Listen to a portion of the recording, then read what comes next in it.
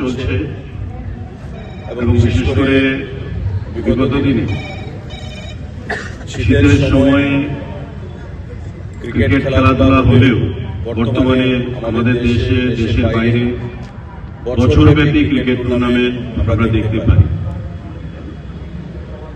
এবং তাকে অনুসরণ করে আমাদের রাজ্যেও বিভিন্ন রাজনৈতিক দল, বিশেষ করে ভারতীয় জনতা পার্টি, যুব মোর্চা, বিভিন্ন মন্ডল কমিটি এবং সারা রাজ্যব্যাপী খেলাধুলার মাধ্যমে যুবকদেরকে আরো বলিষ্ঠ করা, বন্ধুত্বপূর্ণ সম্পর্ককে আরো সুদৃঢ় করা এবং খেলাধুলার মানকে আরো উঠে তুলে ধরার জন্য আমাদের সরকার, আমাদের দল আমরা প্রায় প্রচেষ্টা গ্রহণ করে থাকি। তারই অঙ্গ হিসাবে আমাদের এই পণ্ডিত দীনদয়াল উপাধ্যায় স্মৃতির উদ্দেশ্যে এই নকআউট 7-a-side ক্রিকেট টুর্নামেন্ট আমি দলকেই অনেক অনেক অভিনন্দন, শুভেচ্ছা জানাচ্ছি। কারণ এখানে কনভেনশনাল যে ক্রিকেট তার থেকে একটু বাইরে 7-a-side 6 ওভার এবং ওভার বাউন্ডারি মারলে হয়তো বাউন্ডারি মারার সুযোগ রয়েছে, বাউন্ডারিও খুব সীমিত, ওভার বাউন্ডারি মারলে রাস্তায়।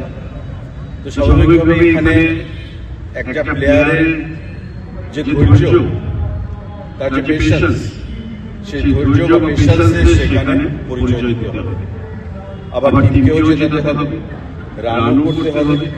তো স্বাভাবিকভাবেই একটা প্লেয়ারের যে স্কিল, সেই স্কিলটাই কিন্তু এই সমস্ত লিমিটেড এবং এখানে কনভেনশনাল ক্রিকেটের বাইরে গিয়ে যে খেলাগুলো হচ্ছে সেটাই পরিলক্ষিত আমরা করছি।